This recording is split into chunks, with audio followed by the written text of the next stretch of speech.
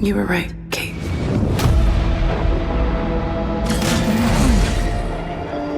My sister is gone. There's only Jinx now.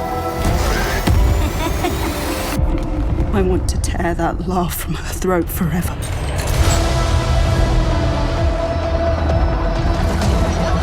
The world's growing smaller every day. I believe I've discovered something incredible. A way to harness magic through science. Power doesn't come to those who are born strongest. It comes to those who will do anything to achieve it. Are we still sisters? Nothing is ever going to change that.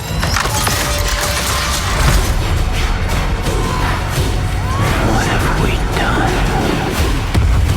My sister is gone. This has to end.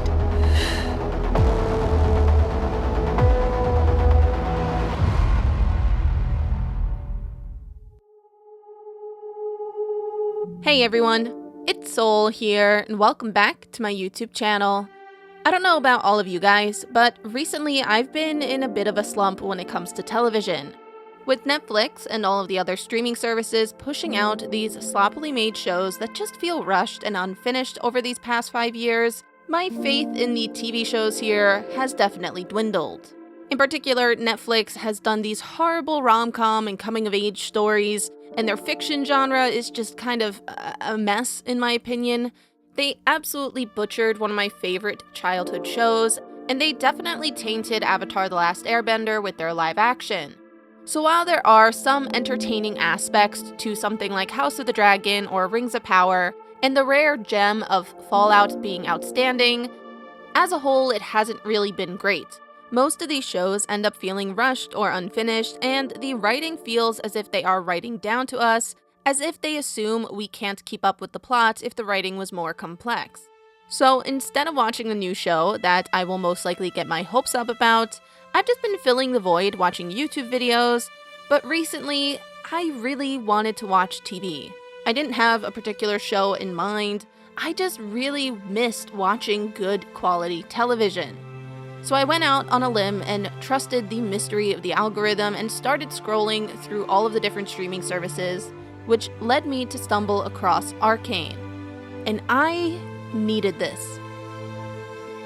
This show is a breath of fresh air for me and has reset my love for television and has, frankly, not to sound too cheesy, given me hope that the film industry might be taking a turn for the better. So I want to just take a few minutes to not only praise the show as a whole, but to also talk about how this show was a much-needed reset for television for me. Before we jump in though, as always, please remember to hit that like button, click subscribe to see more videos from me, follow me over on Twitch, and leave a comment down below. Here is your one and only warning that this video contains spoilers. Alright, grab your gear, choose your champion, and let's jump into it.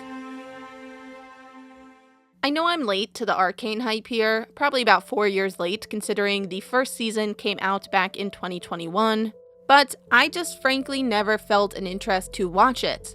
I never played League of Legends, so I didn't have an initial investment or intrigue based off the world and the characters, and all of the praise I kept hearing about online was about the amazing animation and art style, to which I know nothing about.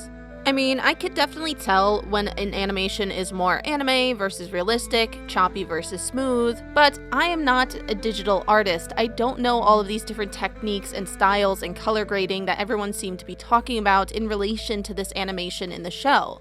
All of these terminologies that people were discussing and debating and talking about that was showing up on my timelines for Reels and TikTok, I just didn't have an interest in it. I mean, yeah, sure, the action scenes I was seeing seemed cool, but that was about it, and that was all I knew about this show. So as I was scrolling through these streaming services, swiping through the trailers under the recommended section, I was shocked to find that the trailer they had for this show was a dialogue interaction between Mel and her mother Ambessa when her mother first arrives to Piltover. You didn't sail halfway across the continent to sample the local cuisine. It's been over a decade, Mel. Since you banished me.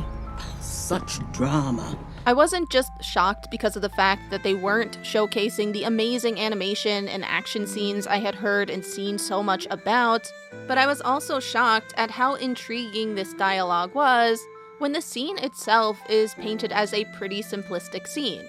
It's just two people talking. There's no glitz and glam, there's no fancy animations in this moment, but the dialogue was truly intriguing, which is honestly something that doesn't seem to happen too often in today's television. And so I watched the first episode on my lunch break at work, then I watched the second episode the next day on my lunch break before watching the third episode later that evening.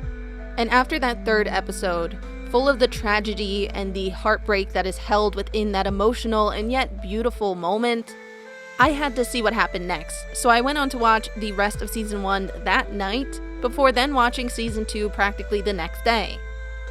Now, the first thing that you will notice, and the first thing that I do want to praise here, is that amazing animation. Again, while I don't know much about animation styles, all I know is that it looked really, really cool. Especially the moments where they would sync up the animation in those action scenes with the music was a really nice touch that added a certain level of uniqueness. Watching all of those reels and new videos online now and seeing these stop motions and freeze frames hidden within the fluid animations is also really cool to go back and find and watch. But the main reason that I wanted to bring up this animation here is because I really needed to see a fictional show without the use of the big blue room CGI effects that the modern day studios are using so frequently. I can't help but feel like CGI as a whole has definitely dipped in quality, especially when you compare it to things from the early 2000s, things like Narnia and Pirates of the Caribbean, for example. I just can't help but feel like these worlds feel artificial. And I guess I didn't realize it at the time, but they really took me out of the viewing experience. But the fact that this show is animated allowed for the world building in the settings to be that much better because of the fact that they can rely so heavily on the visual storytelling. They trust that we will understand that Zon is overcrowded based on these establishing shots compared to the beginning, where we see Piltover wide, spacious, and empty streets. They trust that we see in more ways than one that Jinx is still not letting go of her past. She hasn't quite let go of Powder, and it's not just being portrayed in her sort of psychotic breakdowns, but it's also showcased in the little details such as her hair. The fact that she hasn't been able to cut it off yet is very symbolic of her not being able to move on yet. And whether you pick up on a lot of these little details consciously or subconsciously in your first watch through, the writers and creators know that you will get there in the end, and so they don't necessarily spoon-feed you a lot of little information here. I think one of the best moments of the visual storytelling has to be young Victor running after his boat, not being able to keep up with it, and then we see later on when he finally connects with the Hex Tech Core that he is able to outrun the boats in the distance behind him, showing the new power and strength that he has from the Hex Tech Core. However, with the detail of him running in the opposite direction as before, we get the understanding that this progress isn't necessarily a step in the right direction. All of these little details in the visual storytelling work together to get us as viewers right to the point that the creators want us to get to, without them spelling everything out word for word. Going in tangent with this visual storytelling here is their attention to detail in their dialogue and when to showcase dialogue and when not to. The writers really have a strong hold on when they should be showing things, which is by and large the best way to portray a story. And when they do have dialogue, instead of dropping all this information and sort of lore dumping things onto us, they take the time to craft scenes that get there very naturally amongst the characters and the setting. One of the best and earliest examples of this, in my opinion, has to be Vander's introduction and how we learn that he is in charge. Instead of Vander being introduced through someone demanding to speak to whoever's in charge of Zon, we see this moment in the bar where he is in conversation with this random stranger before we see everyone freeze to make sure that their respected leader is safe. Bit of advice. Don't threaten the guy who pours the drinks. This was a great way of showing that he not only is the one in charge, but he also has gained the respect of everyone. Or, well, most people, that is, in Zaun anyway. Similarly, their way to portray characters' personalities and their character arcs is so incredibly well done, especially considering the fact they are juggling so many characters. This is something that is incredibly impressive about this show, because they have genuinely created not only intriguing characters, but also intriguing plot lines for each and every single one of these characters to go through, which is so difficult to do this well. I know a lot of shows nowadays are doing this. I think it's very common in television at this moment, but the fact that they are able to have all of these main characters that are truly intriguing to watch is honestly just a testament to the talent of the writing staff. And once again, their strategies with the dialogue, trying to get to these big explosive moments or life-changing moments for these characters in a very natural flowing conversation, is an incredible skill to have as a writer. It's very easy to sort of fall back on leading questions that feel slightly out of place or slightly unnatural for a character that is there purely to set up the question so the answer can be the valued info dump the writer is seeking to give us. I've linked a video down below that discusses what makes dialogue good versus bad, and explores this idea of the lead-in questions a bit more, so go check it out if you are interested. But essentially, especially in that first season of Arcane, they do a great job at avoiding these leading questions, which in turn creates not only better dialogue as a whole, but also better characterization. Aside from the outstanding writing, the plotline and the world building is just genuinely intriguing. There's a lot of depth to these areas. We get little snippets of different parts of this world and this realm that is now being connected through Hextech's corporation and their ability to sort of fast travel people. The introduction of Ambessa and the expansion on Mel's background, I think, really added to the overall world building in this show that made it all the more enjoyable. Now, since I'm talking about Mel and her expansion, this mainly happens in Season 2, and I do have to agree with most critics here that Season 2 was sadly quite rushed. By and large, the second season just wasn't as polished. You could tell that there was some pacing issues, and they were really trying to cram in a lot in relation to the plot. However, despite its shortcomings, I do like where they were going with this overall plotline, and I still personally found the overall viewing experience to be quite enjoyable. But I do feel, looking back on it now, that might just be due to that world expansion that we were getting in Mel and Ambessa. I really did enjoy that. That definitely carried the second season in my opinion. But I don't know, let me know what you thought about the second season down below. You are the wolf. Another thing that really jumped out to me when I was watching this show was the amount of talent within the main cast for their voice actors.